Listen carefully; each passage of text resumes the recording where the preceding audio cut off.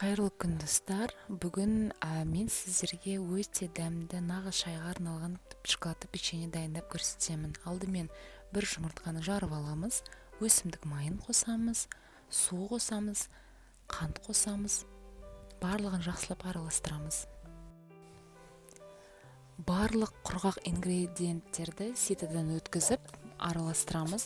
Ситадан міндетті түрде өткізу керек. Сол кезде сіздің дайындайын деп жатқан тестаңыз немесе печенье болсын, коржықтарыңыз болсын, өте ісіп әдемі болып шығады.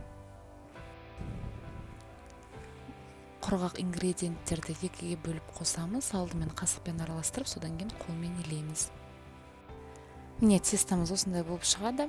Енді қолымызды өсімдік майымен майлап аламыз да осы тестадан шариктер жасаймыз дөңгелетіп.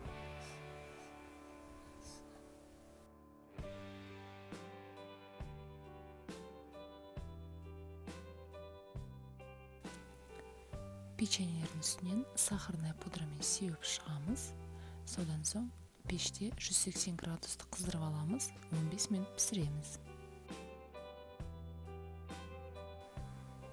Печеньелеріміз дайын, өте жұмсақ, өте дәмді, сонымен қатар өте әдемі көрінеді. Жасап көрсеңіздер болады. Сонымен қатар алда әлі көп рецепттер болады. Каналыма тіркеліңіздер. Ас болсын.